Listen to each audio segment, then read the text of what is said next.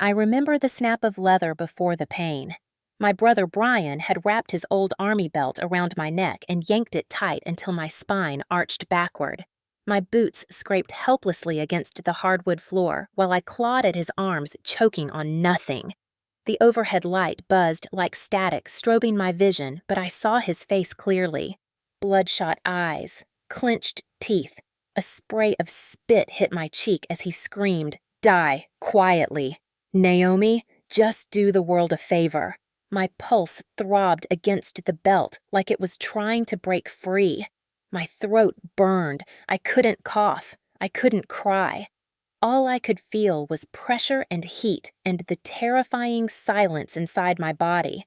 Brian wasn't talking anymore. He was grunting like an animal, pouring every ounce of his hatred into the force of his arms. My knees buckled first, then the rest of me followed, collapsing like wet cloth. I landed hard, the wind knocked from my chest. I couldn't breathe, couldn't scream, but I wasn't done. Somewhere in the fading tunnels of my mind, instinct kicked in. I slammed my palm against the floor 3 times. Tap, tap, tap. A soldier's signal. Code black. It meant emergency life threat, imminent loss. No one would recognize it here, not in this house, but it was all I had left. A message written in sound that said I was still trying to live. I tasted blood. I felt it drip from my lips down my chin. My ears roared like I was underwater, but I heard my own heartbeat fast, then too fast, then scattered like broken glass. My fingers twitched on the floor, scraping for a weapon that wasn't there. The belt dug deeper. My eyes bulged. I saw lights, colors, memories, flashes of barracks, of dust storms, of a sunset I once watched from a watchtower in silence. And then it all twisted. I saw Dad, his funeral. The day Brian swore he'd be the man of the house. I saw my mother's face when she said, "Don't provoke him. He's had it rough." I saw Brian calling me selfish for enlisting, for leaving, for succeeding. And then I saw him now on top of me with murder in his eyes. I felt something give. My heart skipped a beat, then another. My limbs stopped responding. My body was screaming but silent. The edges of the room went gray, then black. I couldn't move, couldn't beg. My body had betrayed me. And still he pulled. "You're not worth the air you breathe," he had said once. Now he was proving it.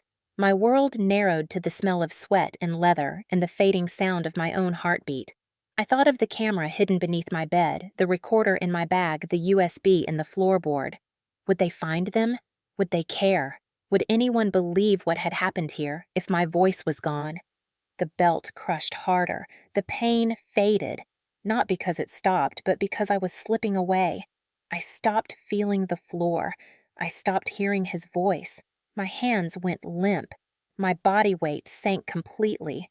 I wasn't there anymore. Just darkness. I remember thinking, is this the end of the story? That a trained military woman would die here in her childhood home, not by war, but by family. That my own brother would do what enemy fire hadn't. That thought burned deeper than the belt.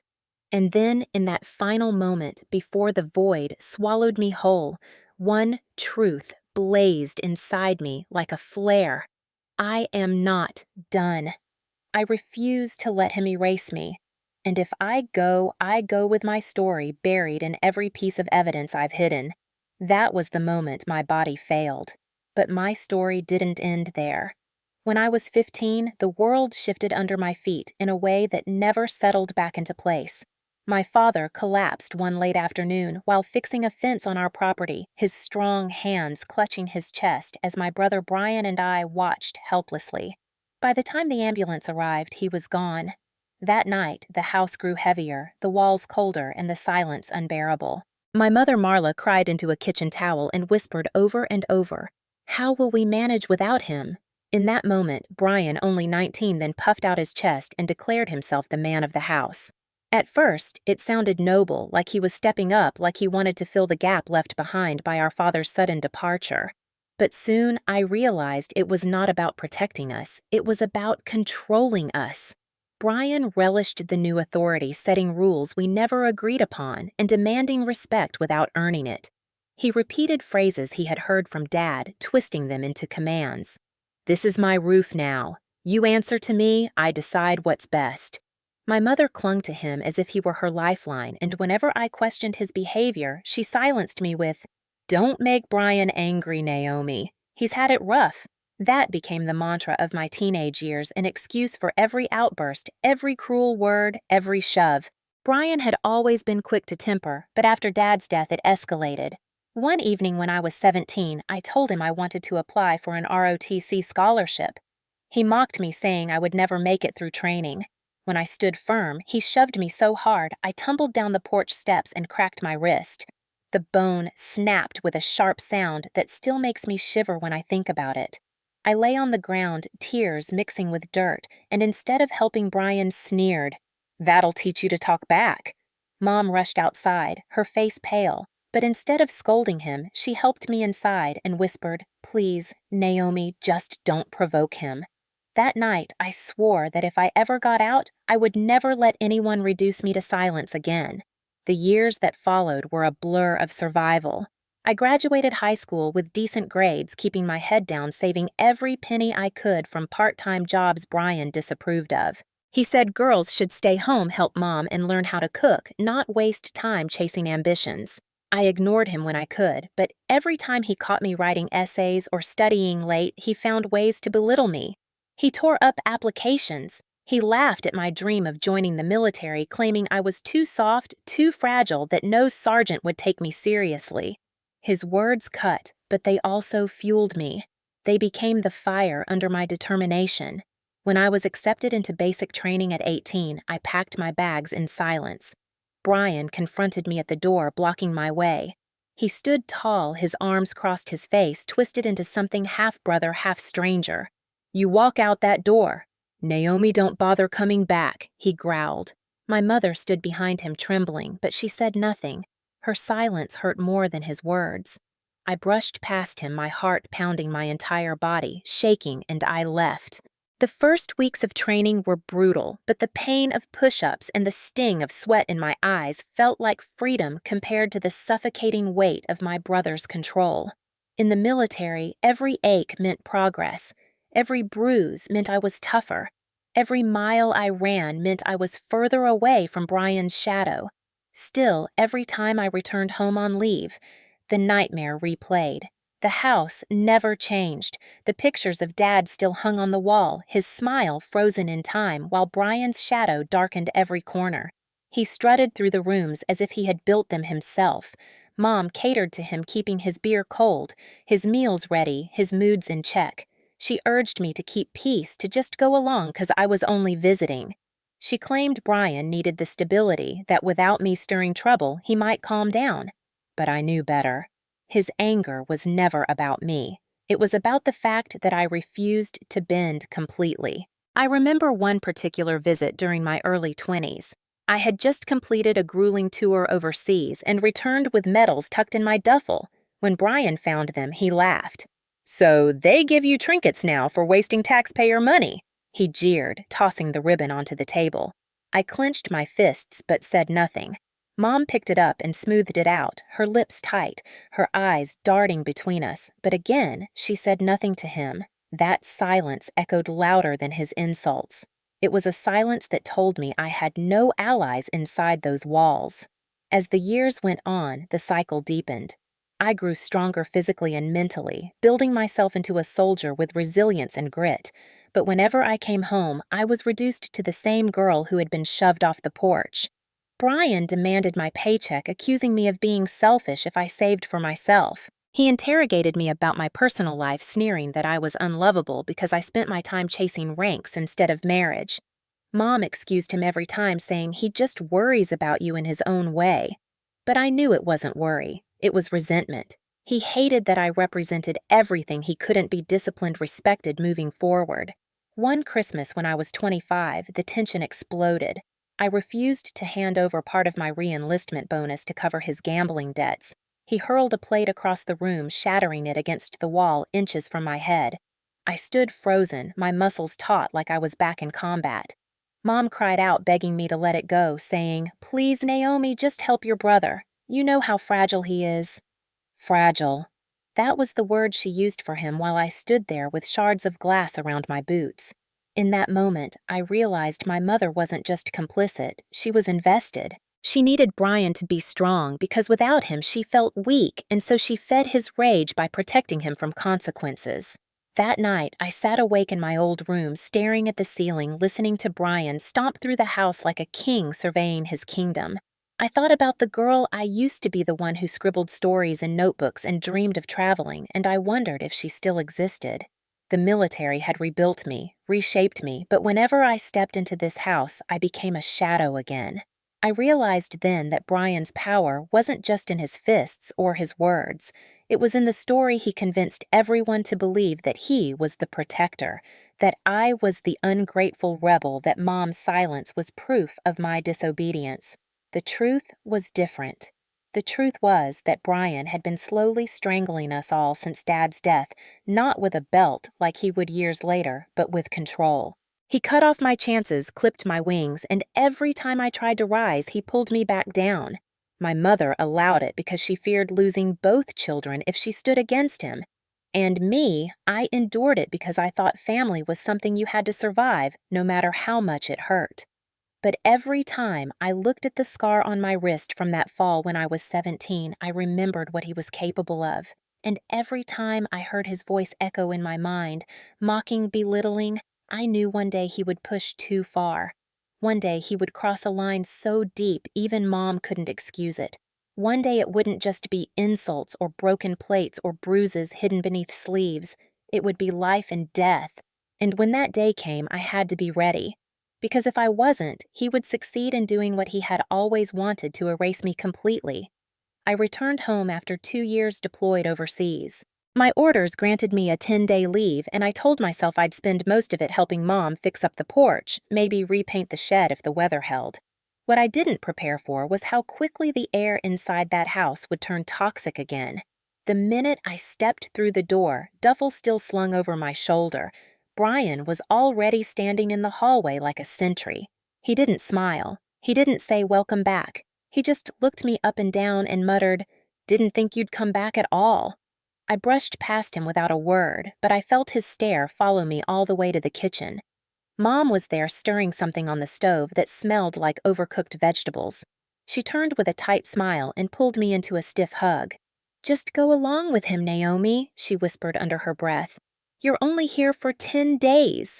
She said it like a prayer, as if 10 days wasn't enough time for things to go too wrong. But I knew better. With Brian, 10 minutes was more than enough. That evening, he brought up old accusations over dinner. "You never call. You don't send money. You left Mom here to deal with everything." I set my fork down and looked at him calm and clear. "I've been deployed for 22 straight months, Brian. I send what I can. Mom doesn't ask for more." He laughed without humor. "You think you're too good for us now?" "Always have. Since boot camp."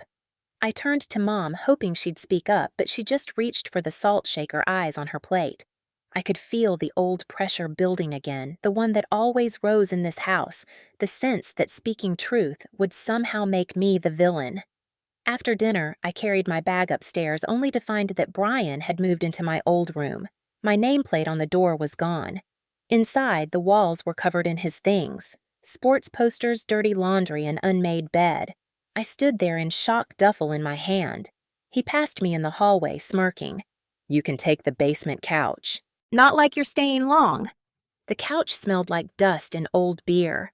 I lay there staring at the ceiling, listening to the muffled sound of Brian's voice in his room, talking on the phone to someone boasting about how his little sister was finally back from playing soldier. That week became a slow drip of psychological erosion. Brian rifled through my things when I wasn't home. He'd pick up my phone and scroll through texts, muttering questions about who I was messaging and why. When I changed the lock screen, he accused me of hiding something. When I shut my door, he opened it anyway. One night, he barged in without knocking while I was on a video call with a fellow service member. He leaned in, stared into the screen, and said, "Is this the guy you're wasting all your energy on? I thought you were smarter." I shut the laptop without saying a word, my fists clenched under the blanket. The next morning, he sat at the table with my phone in his hand. "Who's Colonel Ford?" he asked, holding the screen up. My chest tightened. That was my commanding officer. I had sent a quick check-in email to let her know I'd arrived home safely. Nothing sensitive, just protocol. "Give me my phone," I said, my voice low. "What, you afraid I'll see how much you badmouth your own family?" He tossed the phone toward me. It bounced off the table and hit the floor. I knelt to pick it up, fingers shaking with anger I hadn't felt since I was 17. Mom entered the kitchen just as I rose to my feet. She glanced between us, lips pressed into a thin line. "Please," she said softly, "don't turn this into a fight." But it already was. Brian demanded I cook dinner one night, claiming Mom was tired and I needed to contribute. When I reminded him I was a guest, he slammed his fist onto the table and shouted that I didn't respect the house. The next morning, he accused me of making too much noise at night. Then he claimed I used too much hot water. Then he said I had parked in his space in the driveway. Each complaint was petty on its own, but together they formed a web meant to trap me into submission. And worst of all, Mom kept enabling him. She excused his behavior as stress told me he had been through a lot, said he was just trying to reconnect with me. But I knew the truth. He didn't want reconnection. He wanted dominance. One evening, I overheard him on the phone with someone saying, "She thinks she's still in control. She forgets whose house this really is." That sentence echoed in my mind for hours. It wasn't just about power. It was about ownership. He saw me as a threat to his rule over our mother and the home he had reshaped in his image. That was when I knew this wasn't just an uncomfortable visit. It was a battlefield. But unlike the ones I'd trained for this one, didn't follow rules. There were no uniforms, no rank structures, no mission briefings. Just manipulation, gaslighting, and a history soaked in silence. I began waking up earlier than Brian. I took walks before dawn just to breathe air that didn't feel like poison. I started journaling again quietly, carefully hiding my notebook beneath the basement couch cushions.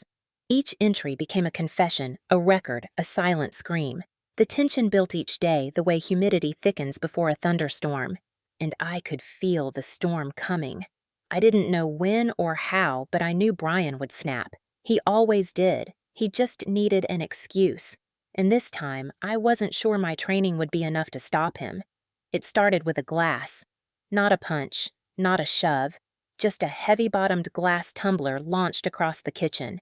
It shattered against the wall inches from my face as I stood at the sink rinsing a plate. Brian's voice, low and steady, cut through the shards raining down behind me. "You think you can just come in here and act like you're better than me?" Little Miss War Hero, I didn't flinch. I just turned the faucet off, placed the plate gently in the rack, and faced him. "You almost hit me," I said evenly. He took a step closer, chest puffed, jaw tight. Too bad I didn't. I looked at Mom, who had been sitting quietly at the table with her tea. She didn't even look up. I took a breath. "Do you remember when you broke my wrist when I was 17? Do you remember what you said?" His eyes narrowed. "I never touched you like that." I looked at Mom again. Her teacup trembled slightly in her hand, but she still wouldn't meet my eyes. "You said it was my fault," I said slowly, "that I fell down the stairs because I was hysterical. You lied for him then. Are you going to do it again now?" Mom finally looked up, blinking fast. "You always exaggerate things, Naomi."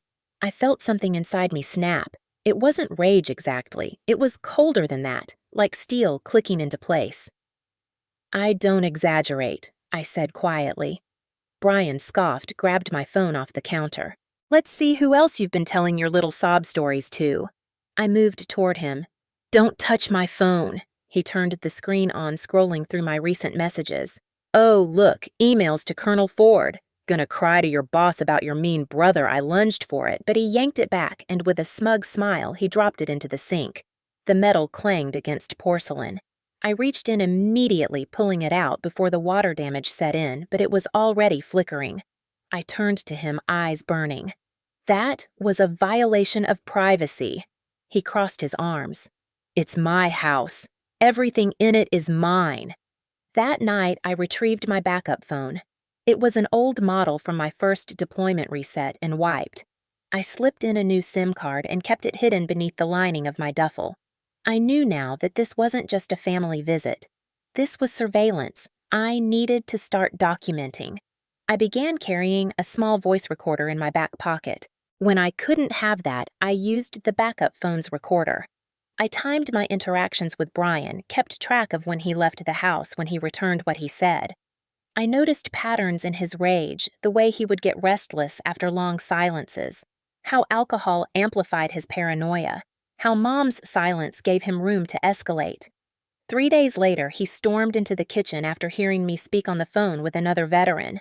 "Are you still whining to strangers?" he shouted. "Still pretending like you're some broken little soldier so people feel sorry for you?"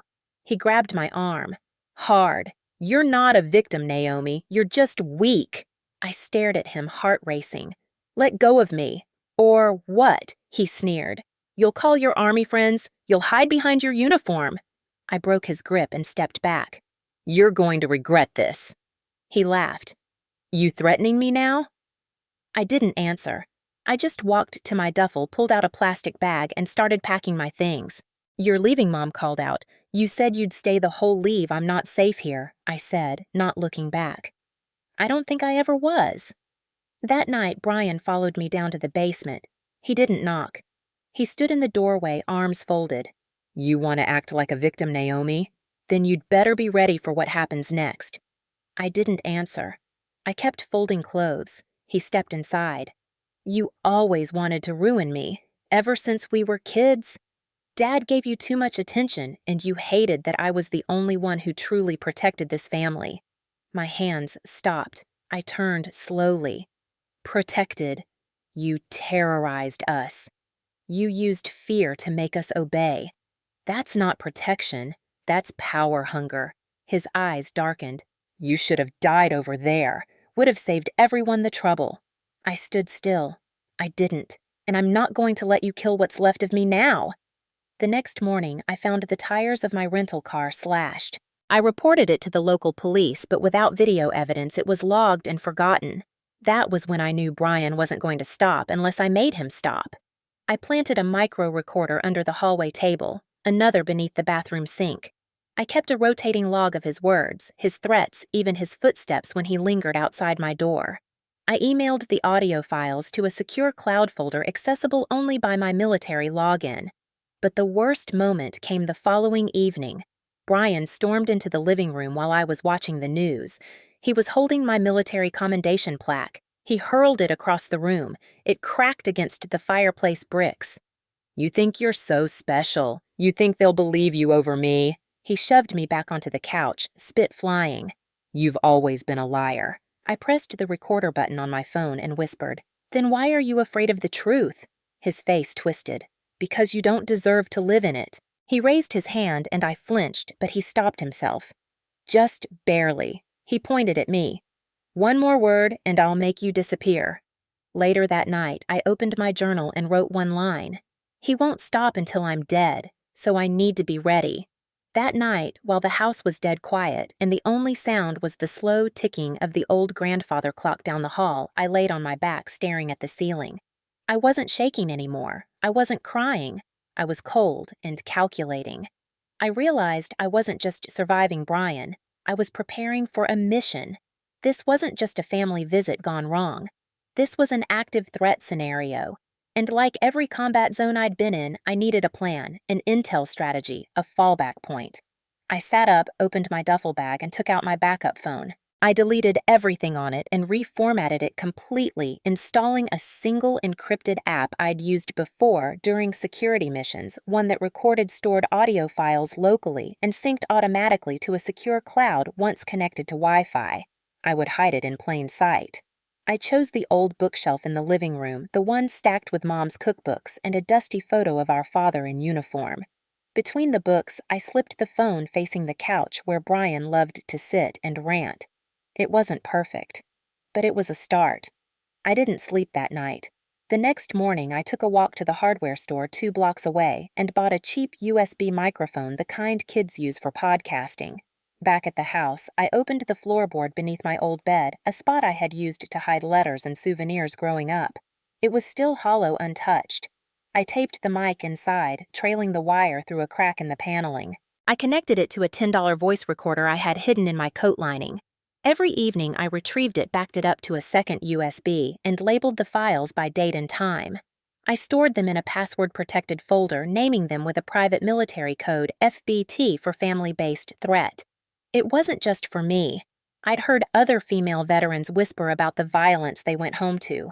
I was going to collect proof for myself, for them, and for anyone else trapped behind the myth of family honor. The next step was psychological. I had to become passive again, compliant, pretend the fear was back. Brian had to feel safe enough to lower his guard, to escalate without checking himself, because that's when abusers make their mistakes. The morning after the commendation plaque incident, I made him coffee. Peace offering, I said, placing it beside him. He eyed me suspiciously, but he drank it. That day, I let him follow me to the store. I pretended not to notice when he went through my laundry basket. I even sat through a 20-minute rant about how women in the military were just looking for a paycheck. He felt in control again. That was what I needed. On day 6 of my leave, things shifted. I received a message from Colonel Ford, short-clipped but telling. Saw your email. Don't reply. Safe exit. I couldn't answer from the house. Brian had begun checking my devices regularly, so I erased the message and destroyed the burner SIM. But it told me 2 things: my situation was now on record, and I wasn't alone. I began writing my account by hand in a journal. Every night I summarized the threats, the objects he broke, the bruises I covered with makeup. I included dates, approximate times, and quotes as close to verbatim as I could recall. I sketched the layout of the house and marked every hidden recording device, both mine and the one Jared the neighbor told me he was setting up pointing through his window. He'd seen too much over the years and told me quietly one day near the mailbox, "If something happens, Naomi, I'll testify." You have my word. That same night, Brian cornered me near the hallway as I was exiting the bathroom. He slammed his palm against the wall next to my head. "I know what you're doing," he hissed. "You're baiting me. You want me to hit you again so you can play victim in court." I kept my face still. "Then don't hit me." He stepped closer, and I could smell beer and anger on his breath. "Don't test me." I nodded, stepped back into the light. "I won't. I promise." The moment passed, but my heart was pounding, not out of fear, but readiness. He had revealed his paranoia. That meant he was unraveling. On day 7, I tested the first piece of video evidence. Jared had sent me a preview, a blurry but audible clip from his window capturing Brian yelling, "You're a parasite! You don't deserve this house," followed by the sound of something crashing.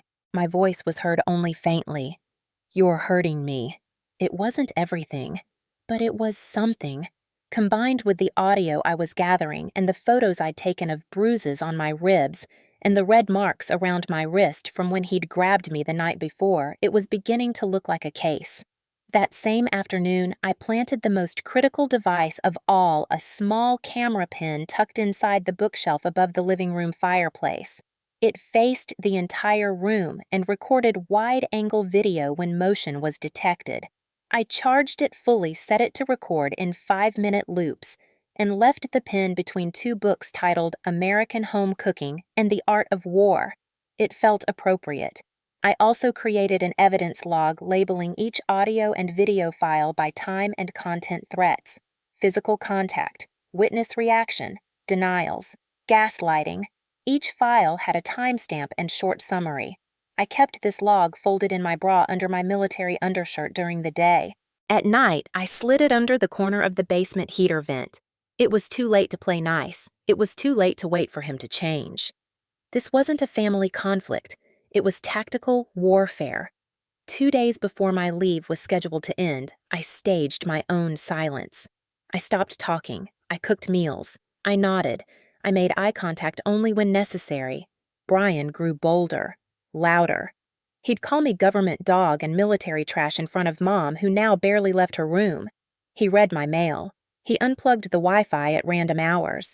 One night, he kicked over my chair at dinner because I didn't laugh at one of his jokes. I didn't resist. I just got up and swept the pieces. Every minute was evidence. Every humiliation was currency. But the final trigger came on the last day. I had packed, placed my bag at the door, and told Mom gently that I'd booked a cab for 6 a.m. Brian entered the living room, saw my uniform folded neatly on the couch, and exploded. "You don't get to walk away from this family like we're nothing. You think your little base wants you back. You're a disgrace, Naomi. He grabbed the folded uniform, threw it to the floor, and stomped on it. I didn't move. I just said, "It's all recorded, Brian." He stopped mid-step. "What did you say?" I stood up, face calm, hands behind my back. "You've been recorded. Video, audio, witnesses. Everything you've said, everything you've done. You're already in the system." His face turned from confusion to rage. "You lied to me." "No," I said. "I protected myself. Something you never allowed me to do as a child." He lunged at me, but I slipped away and ran straight to the kitchen where my second phone waited, already live streaming to Colonel Ford's office via encrypted link. He didn't make it to me in time. My voice into the camera was steady. "Threat active. Requesting extraction protocol." His roar echoed down the hall. I had drawn the line. The night began deceptively calm. There was a stillness in the house that didn't feel like peace. It felt like waiting. Brian hadn't spoken to me since the morning, but I could feel his eyes following me, lingering on every move. I ate dinner alone. Mom claimed she had a headache and stayed in her room. I noticed the door to Brian's room was slightly ajar, a thin glow of light seeping out, flickering as though from a TV or monitor. But there was no sound. I finished washing my plate, dried it, and placed it on the rack. Then I went to my room and began my final preparations. The plan had changed. I was supposed to leave the next morning, report to base, and hand over everything: the recordings, the photos, the witness statements, the logs. I was ready, but something in my gut told me I wouldn't make it to sunrise. I backed up every file to a new USB. I rolled it tightly in plastic, sealed it with duct tape, and slipped it into the side seam of my cargo pants. I removed the backup camera from the living room shelf, disabled the motion trigger, and replaced it with a decoy pin. I double-checked that my phone was recording and left it charging on the nightstand. Then I sat on the edge of the bed and waited. At 11:43 p.m., the house creaked. It wasn't the pipes. It wasn't the wind. It was footsteps. Slow, deliberate, too heavy to be Mom's. I didn't move. I listened. My door clicked open. Brian stepped inside without a word. His shadow cast long on the floor, backlit by the hallway light. In his hand, he held a thick, worn belt, leather military style, from Dad's old service uniform. He ran his fingers over the buckle as he stepped forward. "You really think you're getting away with this?" he said, voice low, almost a whisper. "You think your little files and recordings mean anything?" I stood slowly, keeping my hands visible. "You're not well, Brian. This isn't about me. This is about whatever control you've lost." He rushed forward, grabbed me by the throat with one hand, and slammed me against the closet door. "Don't you talk to me like I'm some animal!" he screamed. "I protected this family. You abandoned us!" I gasped, struggling to breathe as the belt wrapped around my neck. He pulled it tight. "Die quietly. Naomi," he growled. "Just do the world a favor." My ears rang, my vision blurred. I clawed at the belt, but his grip was iron. My fingers scrambled for anything air leverage survival. Then, instinct kicked in. I raised my right hand and slammed it down on the floorboards. Once, twice, 3 times. A habit from training. Code black. The signal for immediate backup. No one could hear me here, but it was the last act of defiance I had left. My heart pounded out of rhythm, a wild, skipping staccato. My chest burned. But something else happened. Brian flinched. A sudden sharp knocking erupted from the front door. Then a voice, muffled but firm, called out, "Naomi, you in there?" It was Jared. Brian cursed, loosened the belt, and I fell to the floor, gasping. My vision swam, darkness edged in. I crawled to the bed, reached under the pillow, and grabbed the live phone, still recording, still streaming. I hit the emergency button with shaking fingers. The screen flashed red.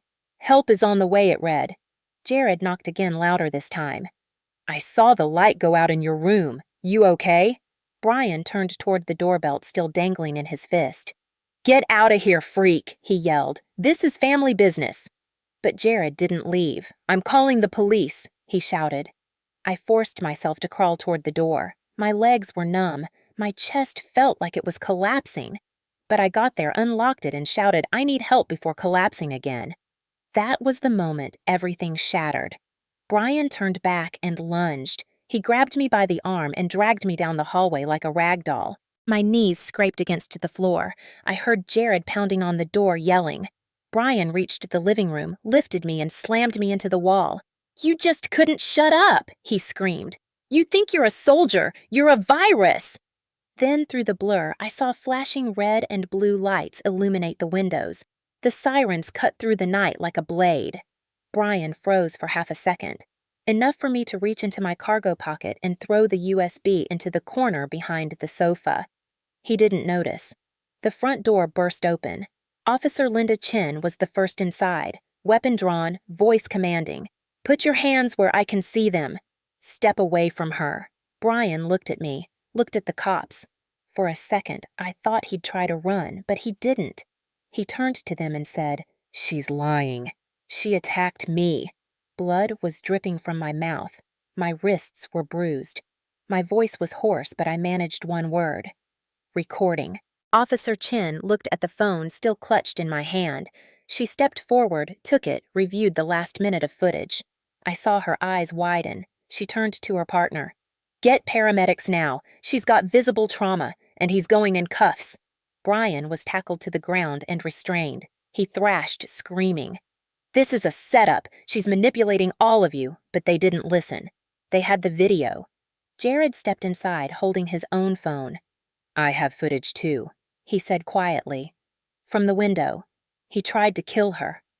The paramedics arrived within minutes. I was barely conscious, but I remember the feeling of cold hands on my chest, the pads of the AED being applied, voices calling out, "She's in V-fib!" Someone started compressions. "We've got to shock her!" Charging. Clear. My body jolted once then again. I remember floating for a second, weightless, soundless, then crashing back as pain and breath returned at once. My eyes flew open. The EMT hovered over me. "You're back," he said, almost surprised. "You flatlined for 12 seconds. Stay with us, okay?" They loaded me onto the stretcher, and as I was wheeled past Brian, still restrained and shouting, I turned my head and whispered, "It's all over now." He saw the defeat in my eyes, and the truth. I wasn't afraid anymore. I passed out in the ambulance, but not before I heard Jared tell Officer Chin she's been gathering evidence for days. There's a hidden USB behind the couch. She told me where to find it if anything happened. Everything I had planned, the log, the recordings, the backup, the streaming, it all came together in that one explosive night. And it worked. That was the moment my body failed. But my story didn't end there. When I opened my eyes again, everything was sterile white and painfully still. I was in the ICU. Machines beeped softly beside me. My chest felt heavy, bruised. A nurse leaned over and smiled gently. "Welcome back, Sergeant Naomi Pierce.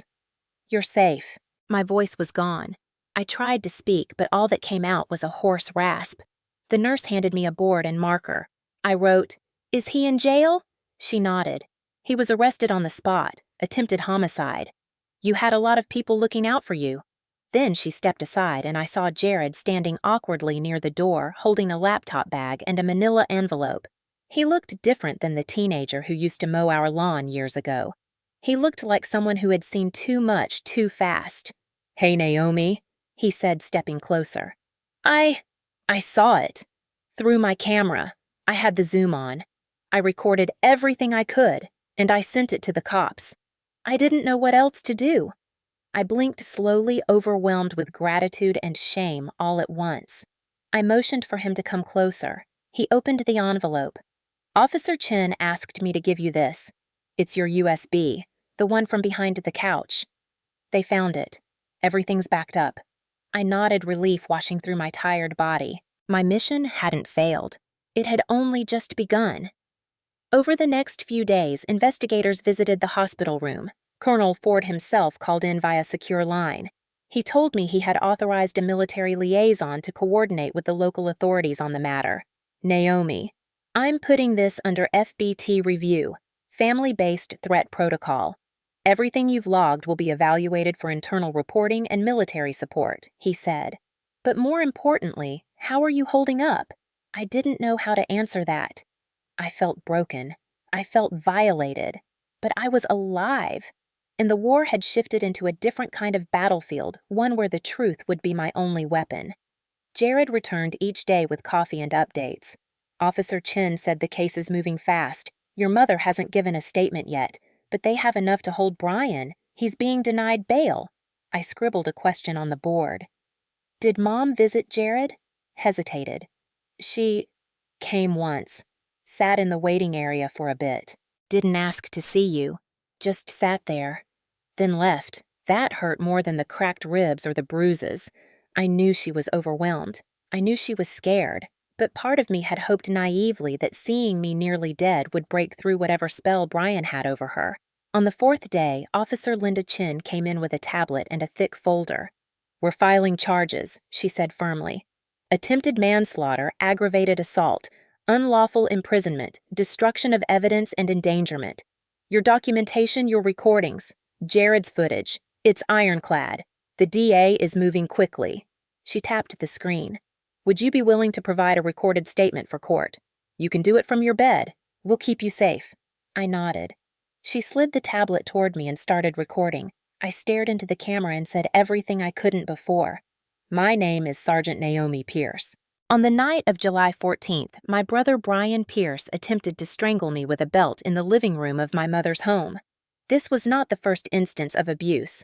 I have documented years of coercive control, physical intimidation, and manipulation. This time, it nearly killed me, but I will not stay silent anymore. My voice cracked halfway through, but I finished the statement. Officer Chin placed a comforting hand on my shoulder. You're incredibly brave, she said. You've built a rock-solid case, and now we're going to make sure it sees daylight.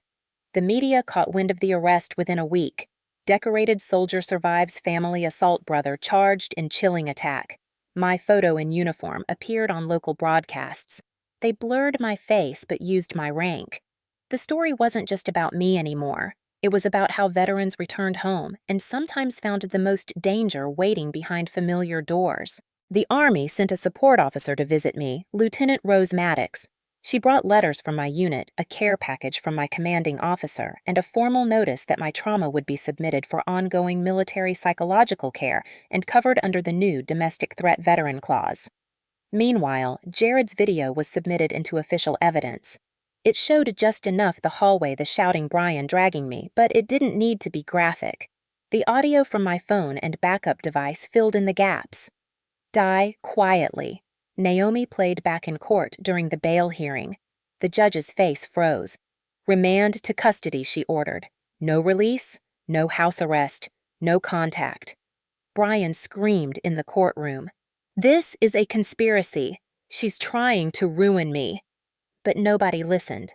That same week, Officer Chin returned with more good news. Your mother finally gave a partial statement. She said, she didn't defend him. She didn't help him. It's not much, but it's something. I nodded slowly. It wasn't absolution, but it was a crack in the wall she had built between us. Enough to let in a thread of light. I was moved out of ICU into a recovery room. The bruises on my neck began to fade from violet to yellow. My voice returned gradually, and with it my ability to speak for myself again. I started journaling everything. I recorded video logs. I documented every symptom, every flashback, every victory. Jared helped me digitize my files into a timeline for the DA. You're going to win this, he said one afternoon. You already survived the hardest part. But the truth is, I didn't feel like a winner yet. Not until the world knew what really happened. Not until Brian was held accountable. And not until I reclaimed every piece of myself he tried to destroy. I looked at Jared one night as the sun dipped below the hospital window. Thank you, I said, voice low but clear. You saved my life. He shook his head. You saved your own. I just showed up when it mattered. I smiled. That was enough. The weeks that followed were a blur of healing and preparing for war. A different kind of war fought not with weapons, but with testimony timelines and trauma. Every bruise that bloomed across my body became a data point in a digital file. Every recording was dissected, cataloged, and time-stamped by the district attorney's office. My body had been a battlefield. Now it was also a witness. Officer Chin returned to the hospital with an investigator from the Domestic Violence Task Force. Her name was Sierra Lang, and she carried a folder an inch thick with photos, audio transcripts, medical reports, and Jared's footage. "Naomi, we're putting together the full chain of evidence for trial," she said. "Your documentation has been a godsend. Most victims don't have half of what you've gathered. You were preparing for this, weren't you?" I looked her in the eye and nodded. I knew I wouldn't get a second chance. The most damning piece of evidence was the final voice recording. My phone placed carefully under the couch cushion had captured everything from the moment Brian barged in to the second my heart gave out. The microphone hidden within my retired uniform belt caught his exact tone, his growling voice as he yanked the belt and wrapped it around my throat. "Just die quietly, Naomi. You've always been a burden." The sound of my gasps, the scuffle, my fists hitting the floor 3 times. Then silence. Then Jared's voice faint from outside the window, "Naomi." "Oh, God, someone call 911. The audio made Officer Lang's jaw tighten. "This isn't just assault.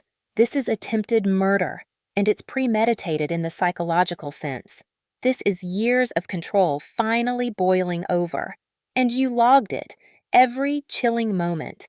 They requested a digital copy of my handwritten journal, my daily logs of Brian's behavior from the past 3 months. I had written everything in codes only I understood. At first, Red Door Day meant he'd shouted at me until I locked myself in the guest room. Silent Fork meant a dinner where I was ignored completely, but my every movement was judged. Glass Storm referred to the shattered mug he'd thrown that missed my cheek by half an inch. Now decoded and compiled those entries painted a portrait of escalating volatility, layered with medical proof of injuries past and present, and bolstered by my military psychological evaluations showing no signs of delusion or instability. The case was airtight. But airtight doesn't always mean easy, especially not when the defendant is a family member and the enabler is your own mother. That's when Colonel Ford stepped in again. He had me moved to a VA-approved trauma recovery center on a military base where security was tighter and I could prepare for court in peace. "You're still an active reservist," he reminded me. "We don't just protect our soldiers on the field, we protect them at home too." For the first time, I felt the Army truly had my back. I spent my days in physical therapy relearning how to regulate my breathing, how to strengthen my bruised diaphragm and vocal cords. I spent my nights with Lieutenant Rose Maddox, now assigned as my liaison, building a digital evidence board. We cataloged the timeline like a military op. July 3rd, verbal abuse escalated over money. July 7th, phone destroyed. July 10th, threats made audio recorded. July 14th, attack CPR police response. It was all there with corroborating timestamps from Jared's camera feed and Officer Chin's body cam upon arrival. My medical chart from the hospital listed oxygen deprivation bruising consistent with ligature strangulation and momentary cardiac arrest, heart stopped for 12 seconds before resuscitation. Lieutenant Maddox looked at the sheet and said softly, "That's longer than some combat casualties last." "And you came back." The prosecution team arranged a pretrial meeting via secure conference. The lead prosecutor, Helen Rivera, introduced herself with directness I appreciated. "Naomi, we're preparing for trial in 3 months. We want to build a narrative of not just violence, but long-term psychological domination. Jared's testimony, the audio, your journal, it's powerful. But your voice in court will matter most." I nodded. "I'll be there. I'll testify," Good Rivera said, "because his defense is already trying to flip the narrative, saying you were unstable, that you provoked him, that you wanted drama." I didn't even blink. Let them try. 2 days later, I received a forwarded email from Colonel Ford. My mother had written a statement. I opened it slowly, unsure what to expect. It read, "I was afraid. I thought keeping peace meant keeping quiet. I see now what I enabled. I will testify to what I witnessed, and I will not protect my son anymore." No apology, no warmth. But it was enough. A crack in her facade. Perhaps a start, perhaps a selfish attempt to save face. But still testimony was testimony. The next battle came when Brian's public defender submitted a motion to have me undergo a psychological evaluation, hoping to paint me as unstable due to PTSD. The prosecution fought it, but I agreed voluntarily. I had nothing to hide. 2 weeks of evaluation followed. I was tested, questioned, monitored.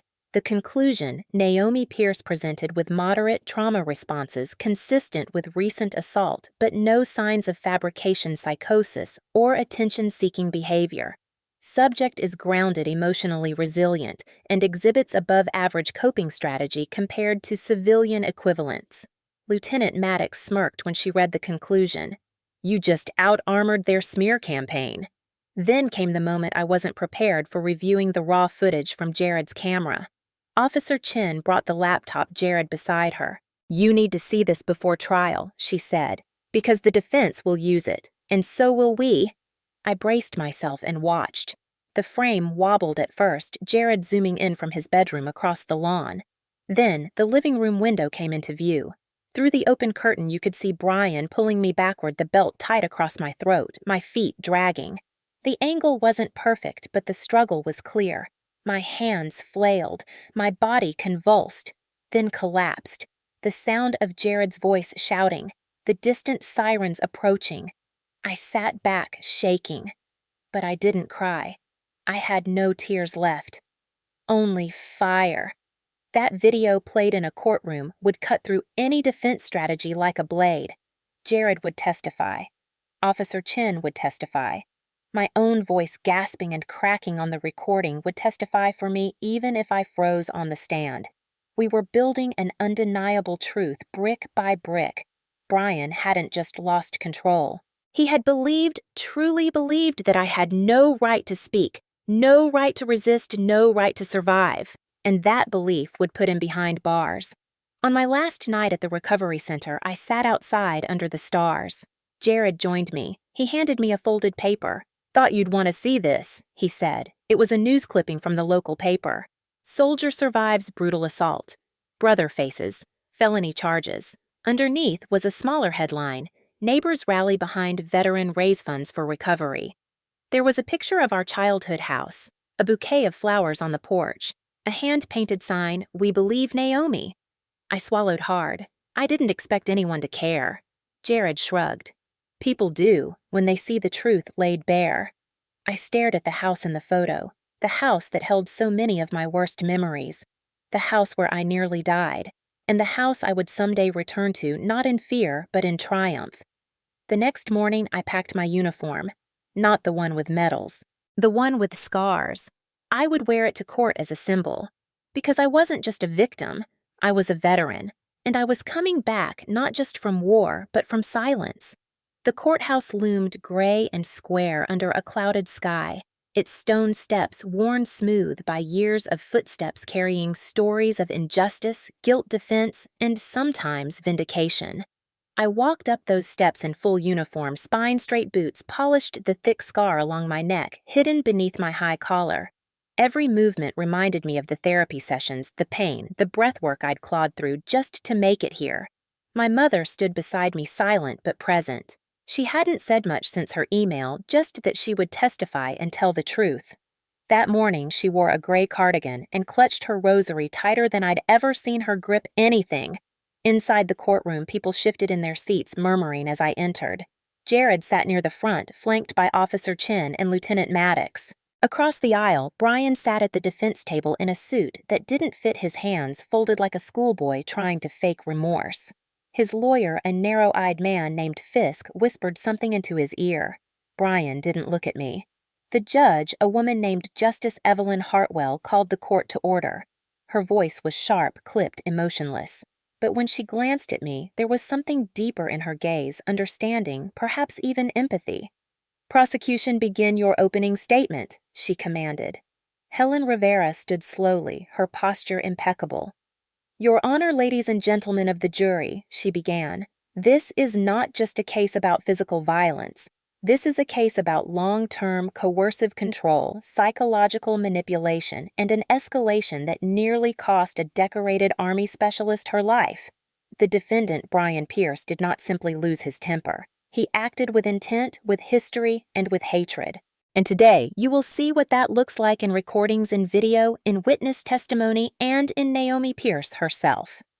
The first day was all foundation. My medical team testified ER doctors, trauma specialists, the cardiologist who revived me after 12 seconds of cardiac arrest. They used terms like asphyxiation trauma, ligature evidence, and brain oxygen deprivation window. Jurors winced. One woman dabbed her eyes. Day 2, Jared testified.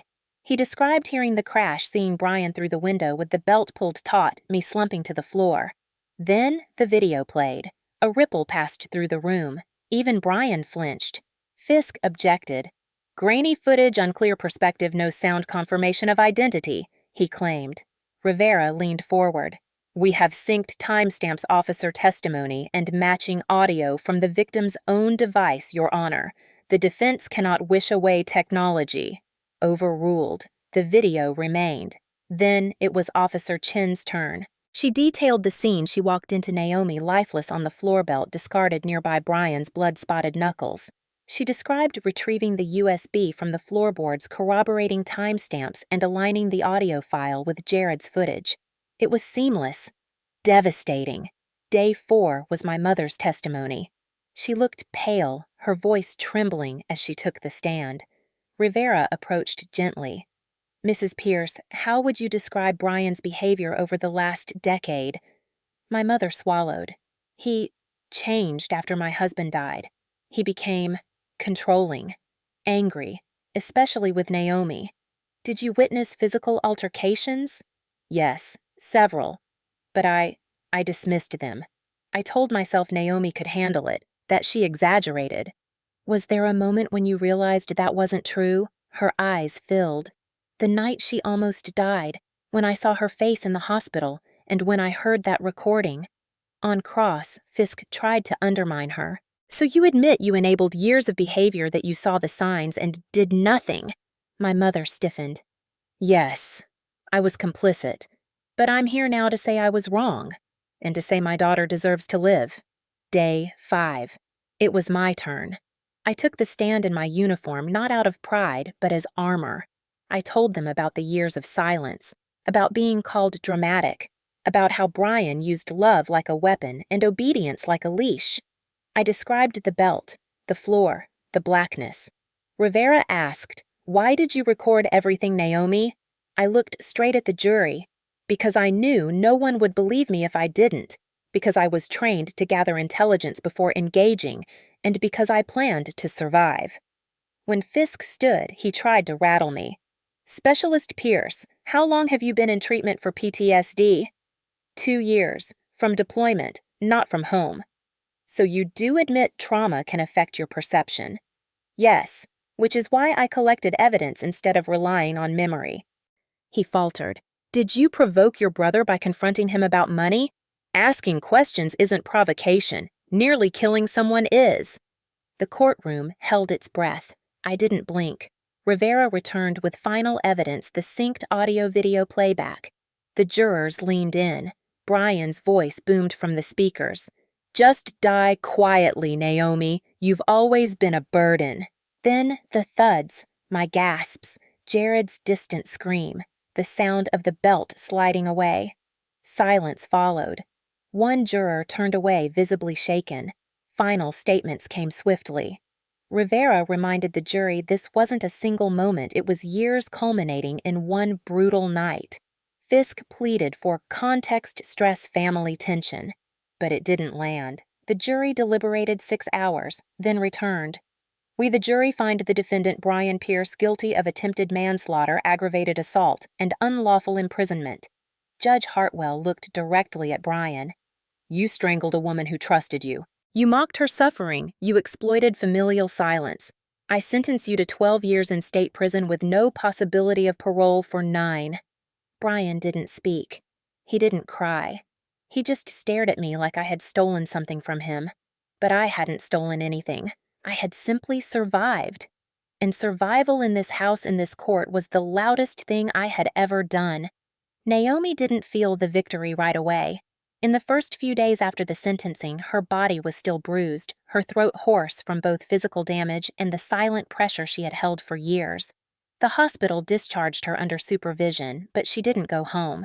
Not to her mother's.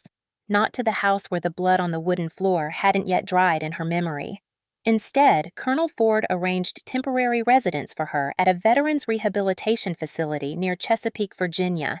It was a quiet, secure place surrounded by pine woods and distant birdsong where silence no longer meant danger.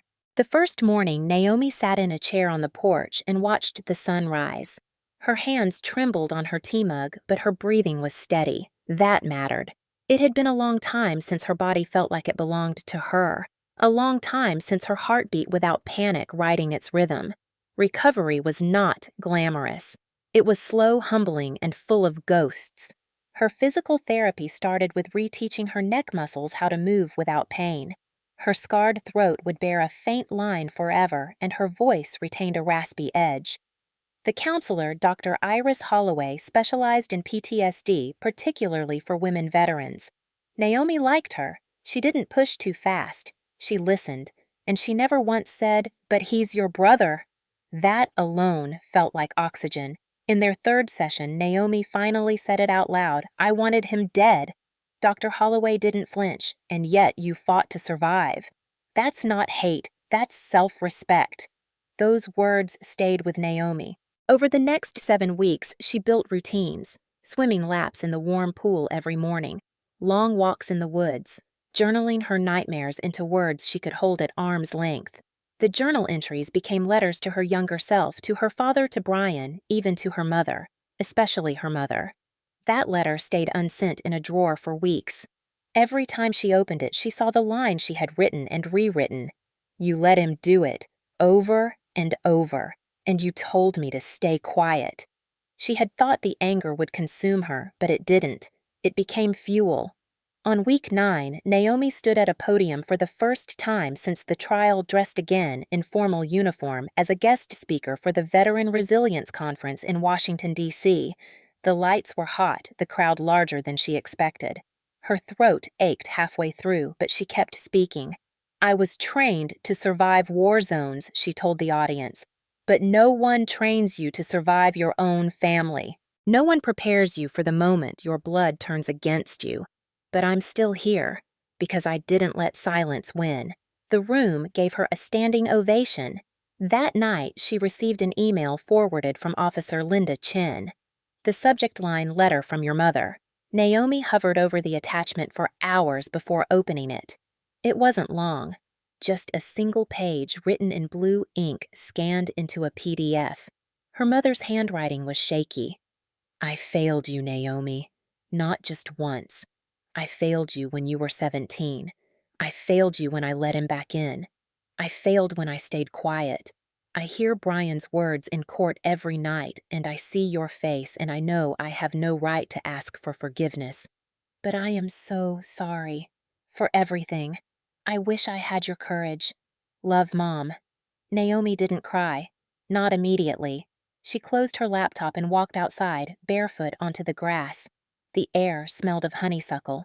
She tilted her face to the stars and finally let the tears fall. Not from pain. Not from grief. From release.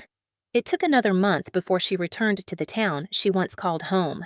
Not to stay, but to reclaim. With savings from her military pension and the support of a local veteran nonprofit, Naomi purchased the Mitchell House, the very home where the worst of her life had happened. Her mother had moved out months before into assisted living. Brian, of course, was behind bars. The house was gutted and remodeled. Naomi oversaw every change. The living room floor ripped out and replaced, the front door widened for accessibility, the upstairs office converted into a quiet therapy room. Where the fireplace had been, she installed a plaque. "In honor of the women who fought silent wars in their own homes. You are seen. You are believed. You are not alone." Naomi named the space Fort Grace. It became a sanctuary for female veterans coping with trauma. Counseling, housing support, job readiness workshops. It was everything Naomi had once needed and never had. On opening day, Colonel Ford flew in. Officer Chin cut the ribbon. Jared, her neighbor and savior, brought his young daughter to meet the soldier who fought her way back. The media showed up too, asking questions about resilience, purpose, rebirth. Naomi stood in front of the cameras, her hand resting gently over the scar on her throat. "Pain doesn't define us," she said. "What we do with it does." That night, alone in the office she had built from ashes, Naomi sat at her desk and pulled open the drawer where her mother's letter still lived. She reread it one last time. Then, with slow fingers, she wrote a reply. "I don't know if I can forgive you yet, but I'm healing. And maybe someday we can talk not as mother and daughter, but as two women who've been broken and want to build something better." She sealed it and sent it. The seasons turned. Fort Grace thrived. Naomi became a speaker, an advocate, a mentor. The nightmares didn't vanish, but they no longer ruled her. She could sleep with the door closed now. She could breathe through panic attacks and talk herself back to center. One morning, standing on the porch of Fort Grace, she watched a new resident arrive. A young woman with dark circles under her eyes, carrying a duffel bag and too many stories etched into her shoulders. Naomi greeted her with a calm voice and a steady hand. "Welcome home." Later that evening, Naomi stood alone in the backyard under the oak tree where her father once hung a tire swing. The grass swayed. The stars blinked. She touched the scar on her throat one more time, not with shame, but reverence. It was a mark of survival, not defeat. "My brother thought my silence was surrender," she whispered to the wind. "But my silence was strategy, and my heart, it didn't give out. It simply woke up."